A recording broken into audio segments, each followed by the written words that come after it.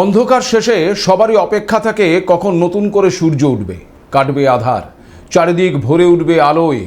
বাংলাদেশের সংখ্যালঘুরাও সেই অপেক্ষাই করছিলেন।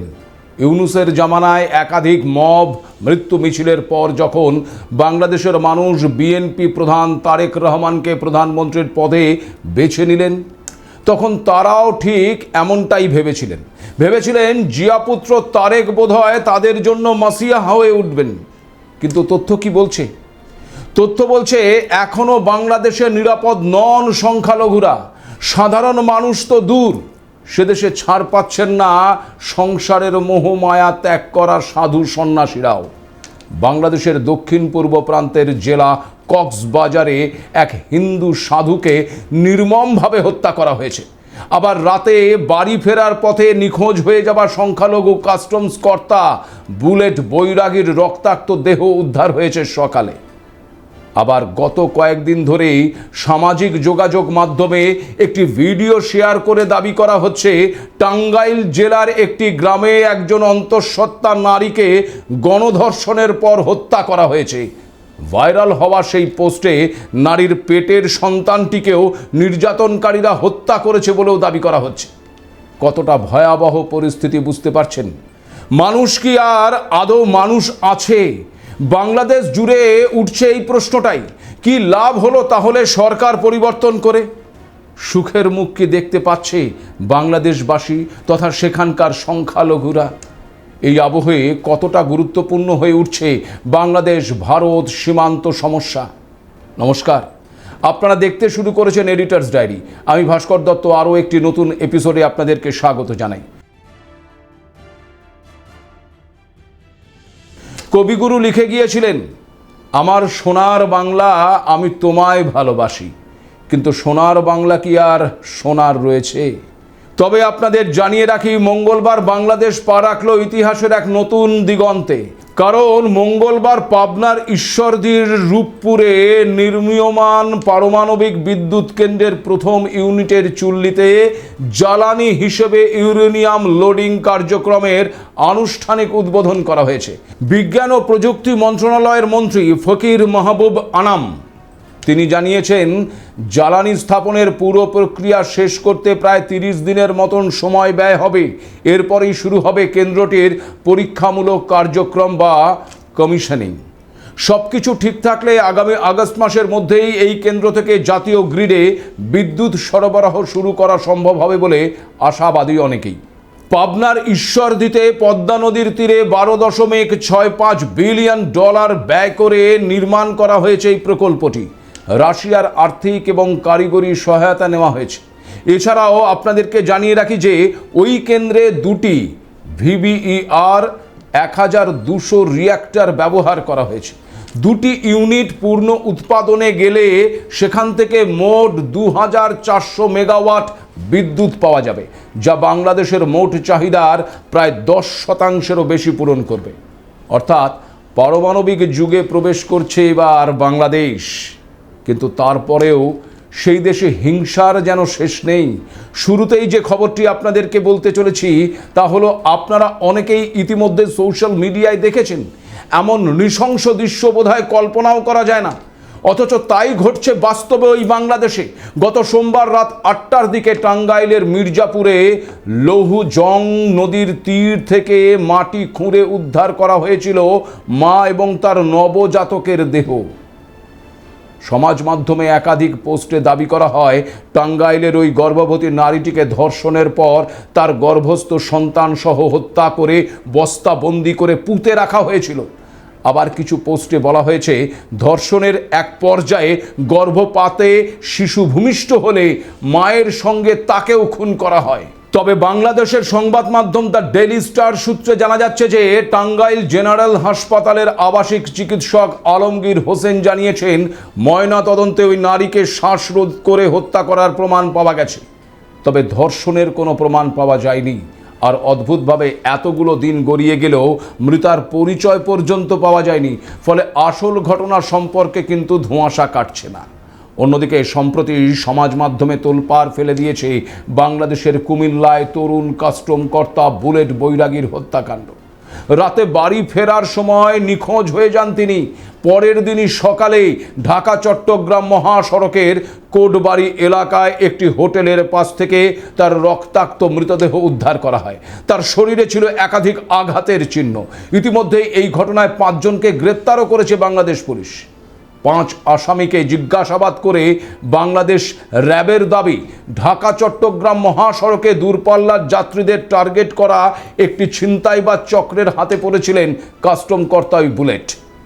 24শে এপ্রিল রাতে চট্টগ্রাম থেকে ফেরার পথে বাস থেকে নামার পরেই বুলেট বৈরাগীকে কৌশলে সিএনজি চালিত অটোরিকশায় তোলে চক্রটি। তারপর চলন্ত গাড়িতেই তাকে মারধর করে জিনিসপত্র ছিনিয়ে নেওয়ার চেষ্টা করা হয়। এক পর্যায়ে গুরুতর আহত অবস্থায় তাকে মহাসড়কের পাশে ফেলে দেওয়া হলে ঘটনাস্থলেই তার মৃত্যু হয়। আবার এই মঙ্গলবারই গুলশান 2 নম্বর কন্টিনেন্টাল হাসপাতাল থেকে এক ভারতীয় মহিলার দেহ উদ্ধারের খবর পাওয়া গেছে। গুলশান থানার পুলিশ সূত্রে জানা গেছে, মৃতার নাম শামীম সেলিম কাসিম, বয়স 66। মৃত্যুর কারণ এখনো স্পষ্ট নয়। আবার দিন কয়েক আগে গত 19শে এপ্রিল 2026 কক্সবাজার সদর উপজেলায় খুরুশকুল ইউনিয়নের শ্রী শ্রী সার্বজনীন শিবকালী মন্দির থেকে নয়ন সাধুকে 2 জন অজ্ঞাত ব্যক্তি ডেকে নিয়ে যায়। নিখোঁজের 3 দিন পর 22শে এপ্রিল মন্দির থেকে দূরে গহীন জঙ্গলে একটি গাছের সঙ্গে ঝুলন্ত অবস্থায় তার অর্ধদগ্ধ মরদেহ পাওয়া যায়। সংখ্যালঘু সংগঠনগুলো এটিকে পরিকল্পিত হত্যাকাণ্ড বলে দাবি করেছে এবং অপরাধীদের দ্রুত গ্রেপ্তারের দাবিও জানিয়েছে তারা। এছাড়াও গত 11 এপ্রিল শামীম রেজা ওরফে জাহাঙ্গীর নামক এক আধ্যাত্মিক নেতাকে পিটিয়ে হত্যার অভিযোগ উঠেছে কুষ্টিয়ার দৌলতপুর উপজেলায়। ফিলিপনগর গ্রামে জাহাঙ্গীরের দরবার শরীফে কয়েকশো মানুষ হামলা চালায়। আক্রমণকারীরা তার আস্তানায় ভাঙচুর এবং অগ্নিসংযোগ করে এবং তাকে বেধড়ক পিটিয়ে এবং কুপিয়ে হত্যা করে। আবার গত 20শে মার্চ খুরুশকুল ইউনিয়নের দক্ষিণ হিন্দুপাড়া এলাকায় গণেশ পাল নামে এক ব্যক্তিকে পিটিয়ে হত্যা করা হয়েছে। অথচ গণেশ পাল পেশায় একজন দিনমজুর ছিলেন এবং এলাকার অত্যন্ত শান্ত স্বভাবের মানুষ হিসেবেই পরিচিত ছিলেন।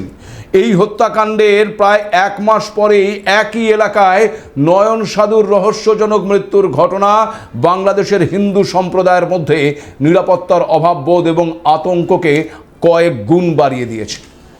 আবার 2026 সালের মার্চ মাসের শেষ দিকে ফেনীতে সমীর দাস নামে এক ব্যক্তিকে পিটিয়ে হত্যার অভিযোগ উঠেছে। এটি মূলত একটি পারিবারিক এবং সামাজিক তুচ্ছ ঘটনাকে কেন্দ্র করে শুরু হলেও পরবর্তীতে মর্মান্তিক রূপ নেয়। 19শে মার্চ ফরিদপুরের মধুখালী উপজেলায় ধানক্ষেত থেকে সুজন সরকার নামে এক যুবকের মৃতদেহ উদ্ধার করেছে পুলিশ। নিহতের পরিবারের দাবি এটি পরিকল্পিত হত্যাকাণ্ড। আবার গত 25শে এপ্রিল ফরিদপুর সদর উপজেলায় কৃষ্ণনগর ইউনিয়নের পরমানন্দপুর, বিষ্ণুদিয়া এবং ভবানীপুর 3 গ্রামের সীমানা সংলগ্ন দীঘলিয়া ঝিলের মাঝখানে একেবারে অবস্থিত একটি দ্বীপের বাগানের ভেতর থেকে গলায় ফাঁস দেওয়া অবস্থায় রঞ্জিত সরকার নামে এক ব্যক্তির ঝুলন্ত দেহ উদ্ধার হয়। আবার গত সোমবারই 27শে এপ্রিল সাতক্ষীরায় বিথিকা রানী সাধু নামে এক মহিলাকে নৃশংসভাবে হত্যার ঘটনা ঘটেছে। ভারী বস্তু দিয়ে তার মাথা এবং মুখ থেতলে দেওয়ার অভিযোগ রয়েছে। একই সঙ্গে বরিশালের মুন্ডুপাশা গ্রামে ঝর্ণা মাঝি নামে এক গৃহবধূর মৃতদেহ উদ্ধার হয়েছে। সব মিলিয়ে নির্বাচন পরবর্তী বাংলাদেশেও শান্তি নেই।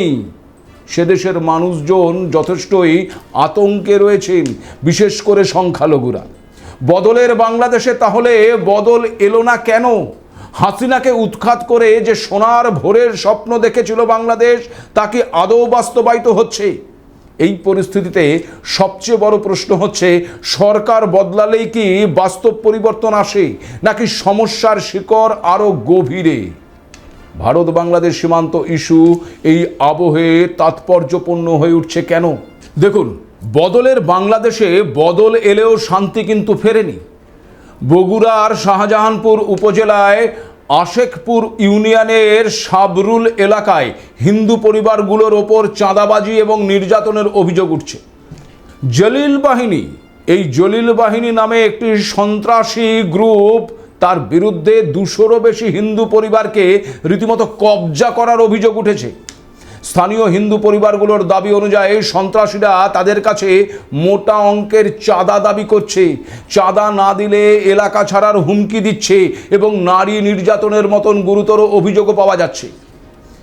এতক্ষণ শুনছিলেন আপনারা বাংলাদেশের অভ্যন্তরীণ অস্থিরতার কথা, কিন্তু এই অস্থিরতা কি শুধুই বাংলাদেশের ভেতরে আটকে রয়েছে, নাকি তার ঢেউ এসে আবার লাগছে ভারতীয় সীমান্তেও? আর ঠিক এখানেই উঠে আসছে এক অত্যন্ত গুরুত্বপূর্ণ প্রশ্ন, যে নিরাপত্তা কি শুধুমাত্র একটা দেশের ভেতরের বিষয়, নাকি তা হয়ে ওঠে আঞ্চলিক বাস্তবতা? কারণ যখন একটি দেশের ভেতরে আইন শৃঙ্খলার চ্যালেঞ্জ তৈরি হয়, তার সরাসরি প্রভাব পড়ে সীমান্তবর্তী এলাকাগুলোতেও। আর ভারতের ক্ষেত্রে সেই সংবেদনশীল অঞ্চলগুলোর মধ্যে সবচেয়ে গুরুত্বপূর্ণ হলো ভারত বাংলাদেশ সীমান্ত, বিশেষ করে পশ্চিমবঙ্গের অংশ। এই প্রেক্ষাপটে রাজ্যের রাজনৈতিক উত্তাপের মাঝেই সামনে এসেছে এক বিস্ফোরক প্রশাসনিক টানাপোড়েন। সীমান্তে বেড়া দেওয়ার ইস্যুকে কেন্দ্র করে ফের হাইকোর্টের ক্ষোভের মুখে পশ্চিমবঙ্গ সরকার। ভারত বাংলাদেশ সীমান্তে বেড়া দেওয়ার জন্য রাজ্য সরকারের অধিকৃত জমি প্রতিরক্ষা মন্ত্রকের হাতে তুলে দেওয়ার ক্ষেত্রে রাজ্যের মনোভাব নিয়েই প্রশ্ন তুলেছে উচ্চ আদালত। শুধু তাই নয়, জরিমানাও ধার্য করা হয়েছে 25,000 টাকা। আদালত সূত্রেই খবর, গত 27 জানুয়ারি কলকাতা হাইকোর্টের নির্দেশের পর সীমান্তের প্রায় 128 কিলোমিটার এলাকায় কাঁটাতারের বেড়া নির্মাণের জন্য জমি অধিগ্রহণের খরচ কেন্দ্রীয় সরকার আগেই মিটিয়ে দিয়েছে, কিন্তু সেই জমি এখনও হস্তান্তর করা হয়নি। মাত্র 8 কিলোমিটার অংশ হস্তান্তর করা হয়েছে, ফলে কাজ শুরু করা সম্ভব হয়নি। আর সেই নিয়েই ক্ষোভ প্রকাশ করেছেন প্রধান বিচারপতি সুজয় পাল এবং বিচারপতি পার্থসারথী সেনের সমন্বয়ে গঠিত বেঞ্চ। প্রশ্ন তোলা হয়, কেন্দ্রের তরফে প্রয়োজনীয় অর্থ দেওয়া সত্ত্বেও কেন এখনও জমি হস্তান্তর করা হয়নি? দেখুন, রাজ্যের সীমান্তে বেড়া না দেওয়ার ঘটনাকে কেন্দ্র করে আগেই বিজেপি অভিযোগ করেছিল যে রাজ্য সরকার জমি দিচ্ছে না, আর সে কারণে বাংলার সঙ্গে বাংলাদেশের সীমান্তের অনেকাংশের কাঁটাতারের বেড়া কিন্তু দেওয়া যায়নি। আর সেই অংশ দিয়েই হচ্ছে দেদার অনুপ্রবেশ। এবার সেই নিয়েই মামলা ওঠায় প্রধান বিচারপতির বেঞ্চ জানিয়েছে, আদালতের নির্দেশ থাকা সত্ত্বেও রাজ্য সরকার পূর্ণাঙ্গ তথ্য না দেওয়া অত্যন্ত গাফিলতির পরিচয়।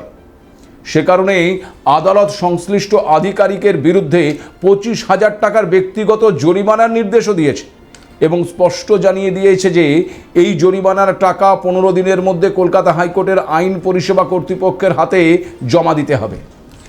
হাইকোর্টের প্রধান বিচারপতি বেঞ্চের আরও নির্দেশ, রাজ্যকে সবিস্তার হলফনামা আকারে রিপোর্ট দিয়ে জানাতে হবে 128 কিলোমিটার অধিকৃত জমি সীমান্ত রক্ষাকারী বিএসএফের হাতে তুলে দেওয়ার জন্য কী পদক্ষেপ করা হয়েছে, কেন এতদিন ধরে জমি হস্তান্তর হয়নি এবং কাজ কেন এগোয়নি তা স্পষ্ট ব্যাখ্যা দিতে হবে বলেও জানানো হয়েছে। মামলার পরবর্তী শুনানি আগামী 13ই মে। স্বাভাবিকভাবেই এই ঘটনার জেরে সীমান্ত নিরাপত্তা এবং প্রশাসনিক উদাসীনতা নিয়েও কিন্তু প্রশ্ন ওঠা শুরু করেছে। অর্থাৎ বিষয়টি যে শুধুমাত্র রাজনৈতিক নয়, বরং জাতীয় নিরাপত্তার সঙ্গে সরাসরি যুক্ত, সেটাই কিন্তু স্পষ্ট করে বলে দিচ্ছে উচ্চ আদালত। কারণ সীমান্তে বেড়া না থাকা মানে শুধু একটা পরিকাঠামোগত ঘাটতি নয়, এটা নিরাপত্তার একটা বড় ফাঁক। আর সেই ফাঁক দিয়েই প্রবেশ করতে পারে অবৈধ অনুপ্রবেশ, পাচার চক্র, এমনকি জঙ্গি নেটওয়ার্কও। এই পরিস্থিতিতে আদালতের কড়া অবস্থান কার্যত সেই বিতর্কেই নতুন করে কিন্তু ঘি ঢেলেছে। দেখুন, এখানে একটা বিষয় খুব স্পষ্ট, এটি শুধুমাত্র কেন্দ্র বনাম রাজ্যের দ্বন্দ্ব নয়, আসলে এটি প্রশাসনিক সমন্বয়ের অভাবের একটা বড় উদাহরণ। আপনারা জানেন, সীমান্তের ওপারে যখন অস্থিরতা বাড়ে, তখন সীমান্তের এপাশের প্রতিটি ফাঁক আরও বেশি বিপজ্জনক হয়ে ওঠে। সংখ্যালঘুদের ওপর হামলা, রহস্যজনক মৃত্যু, আইন শৃঙ্খলার অবনতি, এই সব কিছুই এক ধরনের চাপ তৈরি করে ওই সীমান্ত অঞ্চলে। অনেক সময় মানুষ বাধ্য হয়ে সীমান্ত পেরোতে চায় নিরাপত্তার খোঁজে, বাঁচার আশায়। আর তখন যদি সীমান্ত সুরক্ষা দুর্বল থাকে, তাহলে সেই পরিস্থিতি দ্রুত নিয়ন্ত্রণের বাইরে চলে যেতে পারে। তাছাড়া সীমান্ত শুধু ওই নিরাপত্তার প্রশ্ন নয়, এটি অর্থনীতির সঙ্গেও কিন্তু যুক্ত। চোরাচালান, মানব পাচার, মাদক ব্যবসা, এই সমস্ত অপরাধমূলক কার্যকলাপের বড় অংশই নির্ভর করে সীমান্তের দুর্বলতার ওপর। ফলে এখন প্রশ্ন একটাই যে আমরা কি সময় থাকতে প্রস্তুতি নিচ্ছি, নাকি সব কিছু ঘটনা ঘটার পর শুধুই প্রতিক্রিয়া জানাচ্ছি? রাজনৈতিক দৃষ্টিকোণ থেকে দেখলে এই ইস্যু নিঃসন্দেহে নির্বাচনের আবহে আরও তীব্র হতে পারে। একদিকে অভিযোগ উঠবে প্রশাসনিক উদাসীনতার, অন্যদিকে আবার পাল্টা যুক্তি আসবে প্রক্রিয়াগত জটিলতার। কিন্তু সাধারণ মানুষের কাছে সবচেয়ে গুরুত্বপূর্ণ প্রশ্ন একটাই যে সীমান্ত কতটা সুরক্ষিত, মানুষ কতটা নিরাপদ। কারণ শেষ পর্যন্ত এই সীমান্তই নির্ধারণ করে নিরাপত্তা, জনসংখ্যার ভারসাম্য, এমনকি সামাজিক স্থিতিশীলতাও। বাংলাদেশে পরিবর্তনের যে স্বপ্ন দেখা হয়েছিল তা যদি বাস্তবে প্রশ্নের মুখে পড়ে, তাহলে তার প্রভাব যে ভারতের উপর পড়বে তা অস্বীকার করার কোনো উপায় আছে কি? এখন কবে এই সীমান্তের এই অমীমাংসিত ইস্যুর জট কাটবে, কবে বাংলাদেশে সুদিন ফিরবে, সেটাই সবচেয়ে বড় প্রশ্ন। সেখানকার সংখ্যালঘু মানুষগুলো কবে একটু নিশ্চিন্তে থাকতে পারবে, সেটাও বড় প্রশ্ন। আর এর দায় অবশ্যই বাংলাদেশের বর্তমান সরকার তারেক সরকারের ওপর বর্তায়। পরিবর্তন বাংলাদেশের মানুষ এনেছে, সেখানে যেমন সেখানকার সংখ্যাগুরুরাও ছিলেন, তেমন সংখ্যালঘুরাও ছিলেন। তাই সংখ্যালঘুদের ওপর যাতে নির্যাতন না হয় তা দেখার দায় বা দায়িত্ব তারেক সরকার এবং তার প্রশাসনের। আজ এ পর্যন্তই। নমস্কার।